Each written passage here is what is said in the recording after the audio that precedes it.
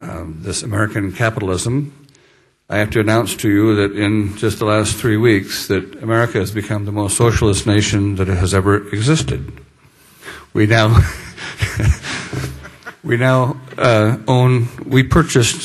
the people purchased all of our own mortgages. We purchased the insurance companies, and now we're purchasing the banks. So that we actually have paid for all our mortgages and then are paying ourselves back to pay them off. It's an interesting sort of paradox, but I don't know that we have yet realized this. But, the revolution is over and socialism won. At any rate, in this time, I went through this period of when America had a great deal of hope before we began the war in Vietnam and then ended up having to pay for it. And in this time, there was also hope in terms of art as well. And we really did change art. We're part of that. And we see the results today in the amazing diversity in forms of art. But for me, this period was very important because I was, when I was very young, had been, I'll move into the sort of Italian influence, had been influenced in something I saw when I was 9 years old. I went down on a rail fan trip, the last rail trip of the Red Car, which was an interurban transit that Los Angeles actually had at one time that we dismantled. And on the last rail trip to Watts from central LA, my father and brother took me, and I went along the trip, and at the end of the trip, they had time to walk around the area, have lunch. And during that time, we saw the Watts Towers. This was a structure made by an Italian tile setter named Simon Rodia. These you can see today. They're very fanciful, almost sketches of the solid forms Gaudí made, and beautiful, fanciful towers that actually clearly had no use other than to have the pleasure of looking at.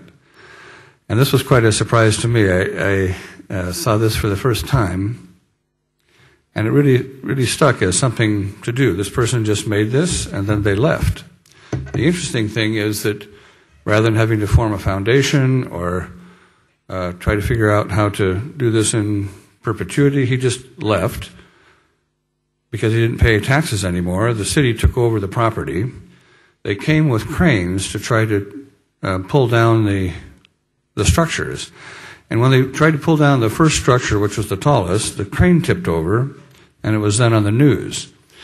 Then the public clamor and protest came, and so they had to stop destroying it, and now it's part of the city's heritage. So in a very simple act, this person had really changed art in Los Angeles. Now, when I began as an artist, I began to think about what to do, and for me, the important thing was light. Now, this is not unusual in art, because if you think of the history of light and the depiction of light in art, you can look at artists like Caravaggio here, Goya in Spain, or Velázquez,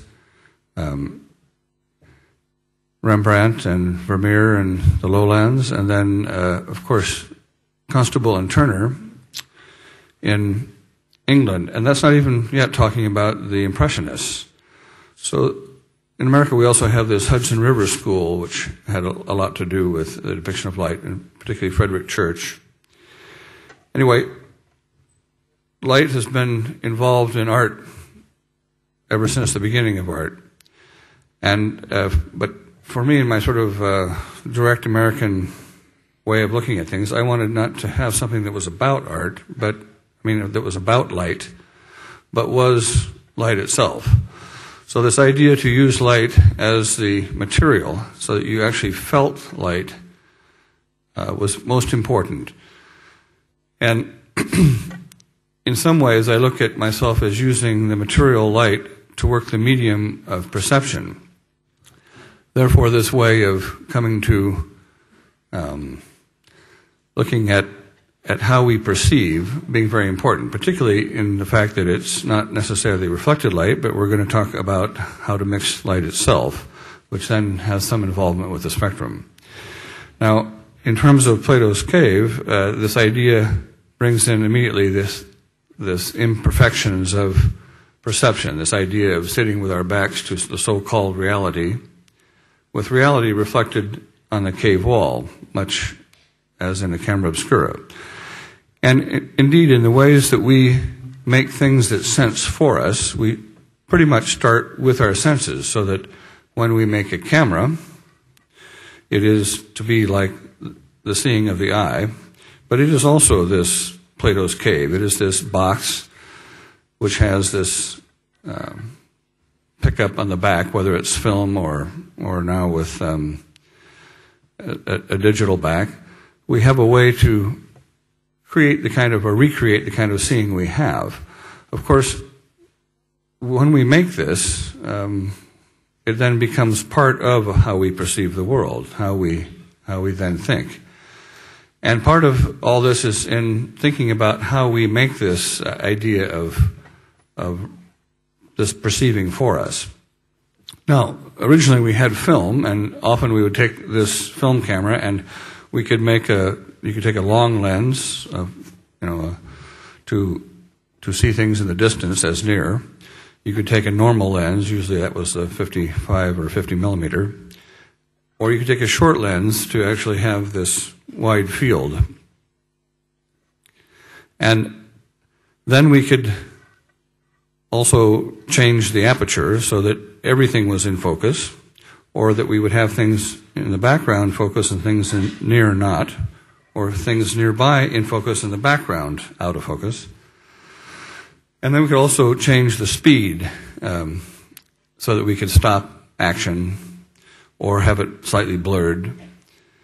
And then at the film plane, we would put in films that made indoor light, say fluorescent light, or even tungsten light, look white, look like outdoor light. We could have the infrared, so that we would have a way to depict sort of temperature of things. Or we could even see black and white. And for a long time, art settled with black and white because it had a simpler notion, and color was deemed garish for a while. But at any rate, at each step of the way, we chose how to represent reality. But then we would take this photo and present it in court as proof of reality, when every step of the way we had chosen how to represent that. But this way of how we look, or how we form this reality that's outside and then live in it, was very important. And so that's why I was very interested in Book 7 of the Republic, when Plato was talking about this cave and making the analogy to the imperfections of perception. And as an artist, I did begin my work that way. We'll start out with very early on, I decided that the cave wall literally would become the picture plane. So on this, I prepared very carefully, sanded and smoothed out the walls around, made this space closed off from outside light, and then I projected light into it in a certain shape so as the light would take form. Now, the strange thing about this way of doing this is that the light could never lie on the wall. If you made a form in light, it would generally be about 2-3 inches in front of it, even on a flat plane, or it would seem to be making a hole through it. Now, across the corners, I did have a three-dimensionality, and here's where, in a way, I have been spoken of as a sculptor, but I sort of think of myself more as a painter in 3 dimensions, because there is a hypothetical space here. This looks like a cube or a form, but it is in fact not. When you move on it, you'll see that it actually won't form up in the normal 3 space. And then again. And so in some of these, actually activating the whole wall became very exciting to me as an artist, because this was really a plastic medium. That is, small changes would affect sort of big changes in space. And actually, this was making into hypothetical space, or a painter's space, the entire room or end of a room. And very simple things would be, like in this piece here, the bottom is attached to the floor and then it drops out. Here, this often looks like something you would look through. At the same time, when you come up on it, you'll see that it lies in front. So this was very exciting to me because I was using light in a very simple form to actually make this medium of perception quite plastic. Then I began using these, instead of actually having the light be just on the wall, I actually then began to cut the wall out so that the wall would seem to float. And so what was at one time the solid part became to be the part that seemed to float or to move away, and the light began to anchor it. These were the shallow space constructions. Thanks.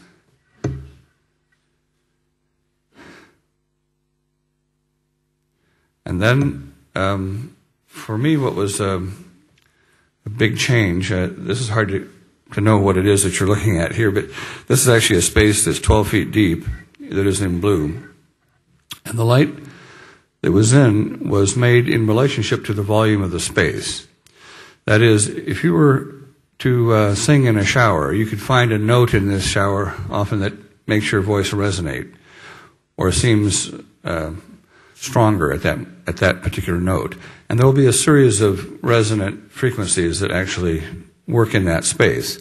So this isn't a surprise to painters, but there are these color tones of sort of perfect fit. That is, when you put color into a space, there will be a color that will make that space seem to resonate, and it literally fills the space as though it were filled with a fog of light, so that it looks like a solid, and you see the light no longer on the wall, but you can see it inhabiting the space, and you feel this light when you come up to it.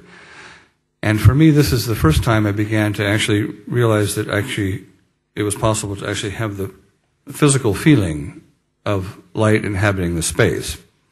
And for me, this use of light was a way that I could get to the kind of situation with the body where you actually felt light, and it was a very physical phenomena, but that's not unusual. I mean, we drink light as vitamin D. So through the skin, we photosynthesize light into vitamin D, and this is important food. So we actually are light eaters.